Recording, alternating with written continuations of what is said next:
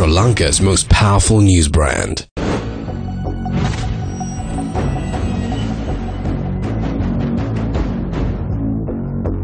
Very good evening to you. You're watching Biz1st in Focus. We are going to discuss about the exports and how the economy of the country is doing. Are we really at a good juncture now in terms of the economy? We're going to talk to Mr. Rohan Maskorala, who has not been a stranger on this show, has been on several of our programs over the few months. Thank you, Mr. Maskorala, for being here this evening as well. Thank you for inviting me again, and it's nice to be here with your studios. Thank you, Mr. Maskorala. Let's get to this topic straight away. Now, I've been discussing with you just before the program as well. If we talk to 10 people, they have 10 varying opinions about the economy at present. One might say, look, it's doing good. One might say it can do better. And there are a lot of people who are saying, no, we are not at a good juncture, and this whole statistics that we have before us are actually an illusion carried out by politicians or whoever it is. From a person who is involved in the shipping industry, from a person who has been overseas for various activities in terms of your business area, I want to ask you, are we actually at a good juncture, or is it, as they say, an illusion? No, actually we are transitioning into a good position slowly and steadily. Of course, anybody can say things can be always better wherever you are. Yeah. But from where we were maybe a few years back, things are turning around. Specifically, you're talking about exports. Sri Lanka's exports, if you take 20 years back, we all know that it was about 30% to the GDP. And then we started sliding down. There was a lot of talk, but no action on promoting exports. There was no export strategy. Yeah.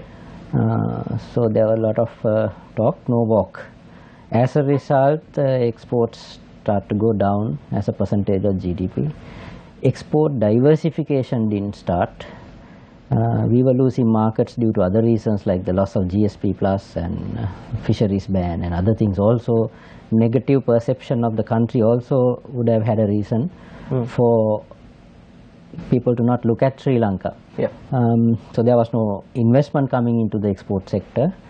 So although we had this negativity, and still we are probably 12-13% of GDP, which is not a healthy state for export-led economy. But things have been put in place. At least the government, I think, is seriously looking at development of exports. It's a good year. Last year it has grown pretty well. I mean, I just told you that the apparel industry showed a 20% growth nearly in December to the United States, and something like 15% to Europe over the previous year's December. So these are good signs, and even the other sectors, with all the challenges, we've shown positive growth. But we should look at least going up to about 18% of GDP in the medium term. That would be healthy, because then we can build our reserves in a better earned reserves rather than borrowed reserves. So overall, if you look at exports, yes, I am positive that things have turned around for the betterment of the country. And one more thing before I say is the national export strategy has been finalized, and it's due to be handed over to the government next month. Mr. Maskorala, I think the governor of the central bank also echoed the same sentiment as you when it comes to the exports. Though we are at a good stage now, we can achieve more. That is what the governor also said at a recent press briefing. Now, moving on, we see that the problem with all of this is not to do with the businessmen of the country or to do with the products that are actually being manufactured in the country. The problem seems to be, from our point of view at least, is the lack of policy or the consistency of the policies that are being put in place by the people in power. Do you agree with me, or do you have a different view? There are two sides. It has been a continuous problem in terms of policy continuity and implementation of policies. There are very, very good policies for the last so many years, I would say, last 15-20 years. Different governments at different budgetary policies have come up with fantastic ideas, but they have not been executed. So end of the day, businesses suffer, trade suffers. That has been a problem. So policy consistency is very important, but at the same time, more than that, we have all the good policies, policy implementation doesn't happen in the ground level. So doing business index therefore goes down. Yes. Confidence level on certain things goes down. Then the investors don't look at us seriously. On the other hand, of course, I don't fully agree that our businessmen are all ready for competition, because there are quite a number of protectionists in this country, which is not a good sign. They're scared of international competition. You can't create a trading hub like that. You need to welcome foreign investment. You need to welcome foreign partnerships. You need to welcome joint ventures. You need to welcome profit sharing through a joint operation. So these things are some of the backward things, because probably the war would have created that mindset of closeness. Yes, yes. So that there is that kind of negativity also. But overall, I think you're right. What we want for the future is a policy that like the national export strategy, to be driven and executed at all authoritative level, and making the business environment very, very simple and transparent and easy to doing things, so that then only investors will look at Sri Lanka. We'll go to the export strategy in a bit, Mr. Maskurala. Before we go there, I want to ask you now, we speak about how a country cannot remain with an island mentality. Even though we are an island, we have to look at the other countries. As you just now said, we have to open our markets up and welcome the other technologies also. But the problem there is, when you do that, Mr. Maskurala, the businesses that are operating in our country, local businesses, sometimes may not have the amount of technology to compete or to come up to the standard of those products that are being coming in. Whose responsibility should it be to provide that technology? Is it the government, or is it the business that has to do it? Where does that line fall? Because now what has happened is, everyone seems to be blaming the government for everything, and that has come to the business sector as well. Even businessmen very quickly resort to, look, the government has not given us the concessions. Look, government has not given us the subsidies. That sort of mentality, it's not healthy, obviously. So my question to you, who has that responsibility? Both sides. I think you are absolutely right. You can't ask things from government. Government is there to set up policies, rule of law, and ensure the best possible environment for companies. We can't be asking for subsidies. Subsidies means taxpayers' money. We cannot support businesses. We can support some startups maybe until they grow up. But we have a very good example in this country where which has not asked for these kinds of subsidies, which is the apparel industry. They have only asked for the conducive environment, that is things like market access. You can't, 20 million people here, you don't have a market. We must first understand this. Market is out there. India has 1.2 billion or reaching 1.4 billion in a very short time. Bangladesh, Asia is opportunity, right? Europe, Africa, all these are opportunity. Our companies must mature ourselves and go and set up themselves overseas. That's what other countries do. You cannot be spoon-fed by governments. Then you become friends of various governments and favors, and the whole thing becomes very ugly, and you don't become innovative. You don't adapt technology. You don't invest in technology. I must tell you, Sri Lankan companies are, most of them are very, very digitally backward. Right? They don't know to even, some of them even don't know to operate a proper Excel sheet. As backward as that. Today the world is going for artificial intelligence, robotics, you name it. It's complete. We are not even close to that. So our manufacturing also has stuck between 5 products mainly for exports, and we need diversification. So one of the things we are looking at the export strategy is about diversification. Also to diversify and to adapt technology, you need partnerships. Yes. So you need to open up your gates to your colleagues in the world who has the business capability, who has the scale. Sri Lankans may not have the scale. So to build the scale, you have to partner. You can't distance yourself saying, I'm sorry, we are not allowing you to come in here. So that mentality also has to be taken. But Sri Lanka's location helps global distribution, regional distribution. So we must take advantage of our ocean and then bring in companies to manufacture. We may have to transform from basic products to high-tech products like electronics and electrical products. Sri Lanka has a good labor force that can be trained. Now we are finding the problem is the lower level labor, Sri Lankans are not available. So we need labor, probably importation, to retain some of the existing export products. Right, with that we have to go into a short commercial break. Mr. Maskurala brought us to an interesting point. We are going to talk about the national export strategy as well as the technology involved in all of these products that are, or the businesses that are operating in our country. Stay with us, you are watching Biz1st in Focus. Welcome back to the show. You're watching Biz1st in Focus. We are in discussion with Mr. Rohan Masakorala. Before we went into the break, we said that we are going to talk about the national export strategy and the technology that is involved. We're also going to talk to you about the investments and the free trade agreement that the country has reached in the recent past with Singapore and the FTAs that are in the pipeline. Mr. Masakorala, let's start with the export strategy. Now, the constant complaint of all the governments, successive governments, is that they lack policy. Now we see that at least this time the government has taken things seriously and they have actually looked at the export strategy, and as you said, it's going to be handed over to the government soon. What is this export strategy and how will it actually help the exports? Yeah, the export strategy was done with the consultation of the local industry as well as the expertise from the International Trade Center. There were several rounds of discussions, consultations for the last 6 months on how we identify new areas of developing, not the so-called the mature industry like the garments or whatever. They will continue to be supported, but new industries that we think that are positively that can contribute to the Sri Lankan export basket to grow.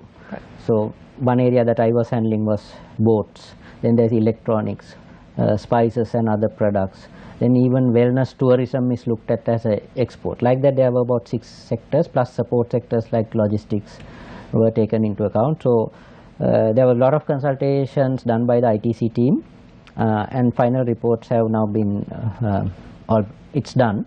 I think there are a couple of meetings happening even today at the core team level, and then next month we hope the proposals will go to the government. So once the cabinet approves, then we have a strategic plan for implementation for 5 years of those selected areas. Right. With targeted. For example, if boat manufacturing is bringing $100 million now, to reach $500 million within a X number of years, what can be done, what should be done. Right. Like that, each sector has puts its target. So that's not only sector development, but it's a diversification from the existing 4 or 5 items that is in the basket.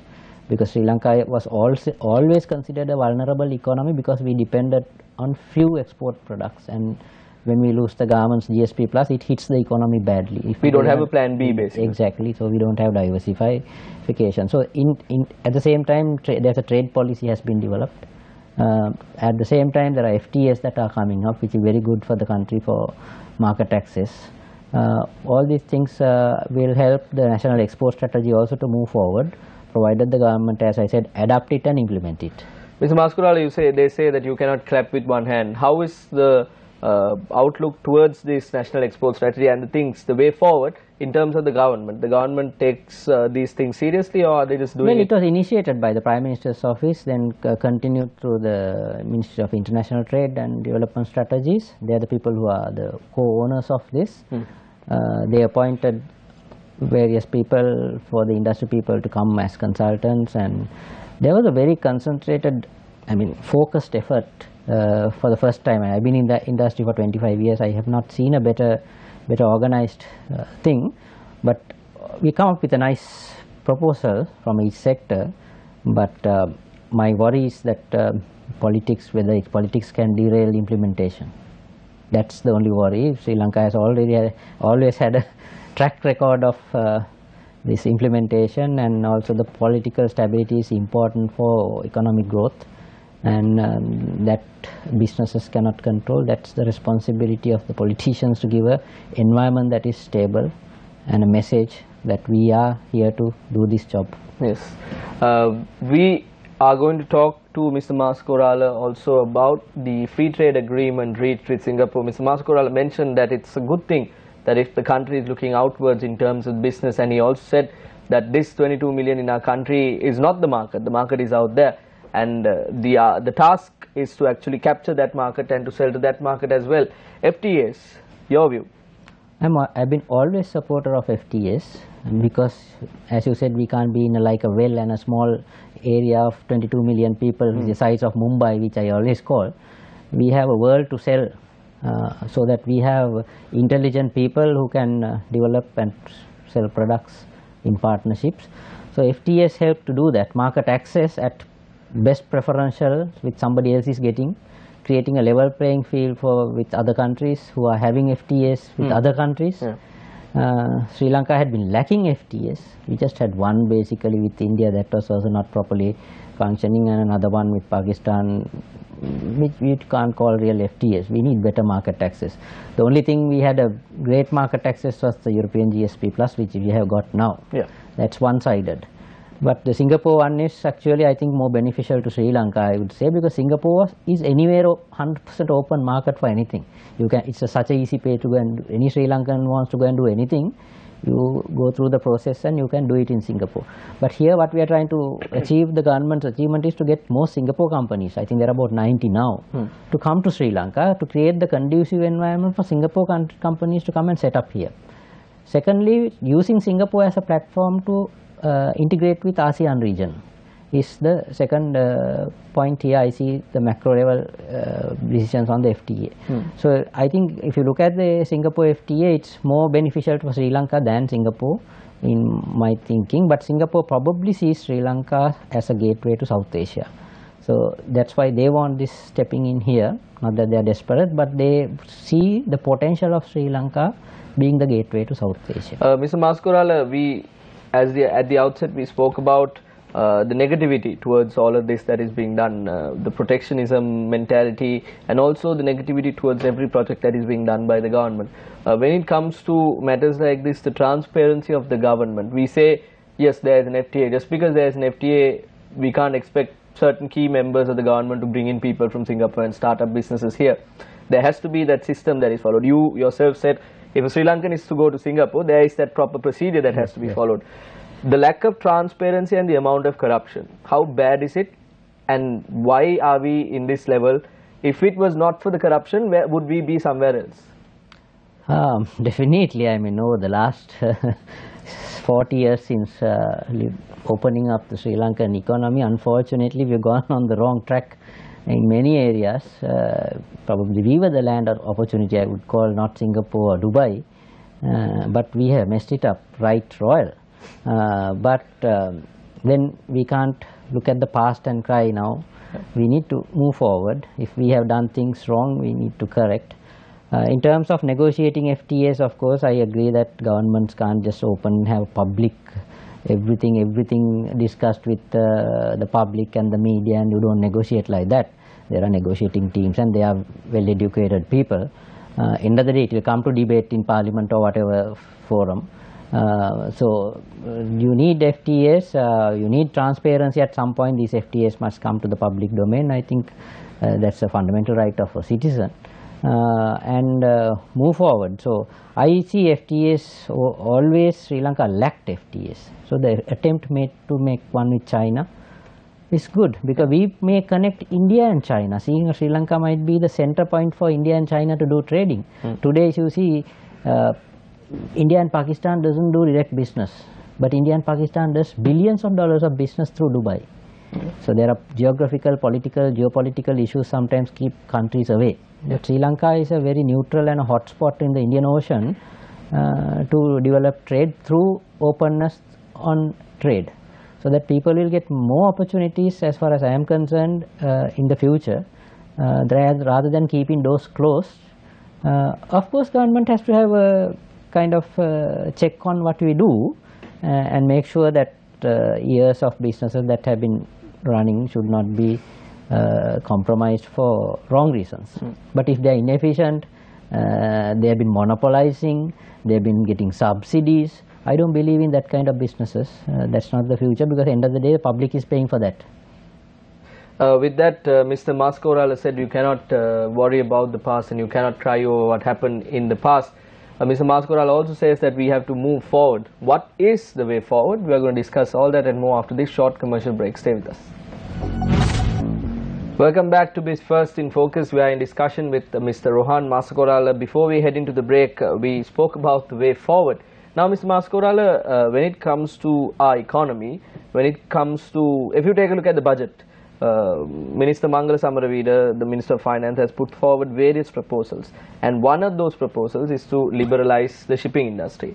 But like the tea industry, when there is this debate, the pros and the cons of liberalization, there seems to be the same issue coming up in the shipping industry as well? Few people say no, few people say yes, we can. Now, when we spoke about Singapore as an example earlier as well, when it comes to countries like that, have they gone through the same issue, and what should our people be thinking right now in terms of the shipping liberalization? Well, yeah, liberalization in any area in Sri Lanka is taken as sometimes a bad word, because there's a set of people who have already established themselves and they don't want to change status quo. Yeah. The world is changing rapidly. Sri Lanka is the only country in this part of the world as a major hub who has not opened their doors for the principals to come in a majority stake or to invest in that situation. So we depend on a third-party system. And of course the local agents are not happy to allow their principals to come in and set up their own offices. But that is not going to transform Sri Lanka into a regional or a global hub. No business, I have been repeating at every forum I go, that no business thrives without the owners of that business. Whether you pluck coconuts or whether you bring a ship, if the owner is not there, that means there is no decisions taken on behalf of that business by that industry. Third party agent, where I have got agency from somebody, I can't be the decision maker for that owner to make Sri Lanka the hub. So we need to invite foreign global capital, global knowledge, global capacity to come in. That's what we did to solve Hambantota actually. We did not have the capacity to do anything. We could not move that port. Even the previous regime was going to go into agreement. So we brought in the world's second largest terminal operator, massive. Now they will transform it. They have the scale, capability, and why they invested Hambantota? Because they believed in it. Yeah. Similarly, if you want, we don't own ships. We are not a shipping country as such. Our shipping corporation is basically closed. We can't compete in that global scale. We need the Maersks of the world. We need the MSCs of the world to come and be present in this country. Advise government what to do. They must drive the business, right? So for that we must have if we are to be the most liberal market in South Asia, as our Honorable Prime Minister has repeatedly told, we cannot close doors to investors of major areas like maritime. India is open, Pakistan is open, Singapore is open, Dubai is open more or less in a different system. It's a ruler's game. Even Bangladesh you can access, owners can access better than Sri Lanka. So how can we be the Indian Ocean hub if we don't partner them? That doesn't mean these agents are going to close down. That's a false. We are looking at this now, Mr. Maskoral, in the year 2017 and in the latter part of 2016, we are looking at this liberalization. Are we late into the game? Very much late. We will need catching up. We will have to give a lot of incentives for people to get attracted here. Of course, the location has that incentive plus the investment of Hambantota by the Chinese alone has that incentive for foreign ship owners to come and look at and transform Sri Lanka, because Singapore and Dubai are getting both more expensive in terms of labor, even expats staying there, rentals, everything. Whereas Sri Lanka is ideally cost-wise much lower to attract those human capital and for them to come and do business here. And it's a beautiful island that why should not anybody come and do here if the environment is fine for them. But the problem here is they generate profits from their businesses, and we as a government says no, you can't take that, you have to keep it here. That is not going to happen, right? If we create the correct financial environment, probably those monies also will retain here. So if we don't move towards what the world is moving, Trump can afford to do that. He's the world's strongest economy. He can protect himself if he wants for a short period, which he's trying. But we, as I said at the outset, that such a small economy, if we want to connect to the world and want investors to look at Sri Lanka, we must welcome them and give them their freedom to do business and create the multiplier effect to the economy. At the very outset, we spoke about the statistics involved in the export. I want to focus your attention on tea as well here. Though they say that the exports have increased in 2017, the production has also very sharply increased. We know the information, the statistics from what the Minister of Plantation Industries handed out. But the export sector has only increased by a very small amount, 0.07%. The production is here. As you said, the market is too small and the demand will be at a level and then it will turn into a flat line. But the things are not moving outwards as well. This might be the case in other export sectors as well. I do not know. I do not have the details. Why is this? Well, the tea industry was going south for some time. at least 17 it started going north. That's how you got to look at it. We have had our own plantation problems, the crop problems, weather playing, global markets, various things. Of course, the tea industry is also not united here. There's no one voice. So various people are pulling various directions. There's a tea hub. Some people want to create the blending now. Others don't want. Others want to protect the brand. They don't come into one table and see how we can solve all problems and have a win-win kind of a structure for the tea industry. So they are scattered. So that's the biggest problem, not the government. Right? When you are scattered, government will not listen to you. Right? The same example is there with the apparel industry. They are not scattered. They are together. All 7 associations are under one umbrella. That's the Joint Apparel Association 4. They go to government with one voice. No pulling the other way around. Right? We see the SMEs problem. The SME sees the big person's problem. So they come along, work together. Right. That's how the industry grew from nowhere. Right? That's how it beat all others. And mind you, we import the textiles. Right? We don't manufacture. We have the tea, the plantations, the factories, the know-how, the 150 years so-called history. Everything here. And we are fighting and struggling for wrong reasons.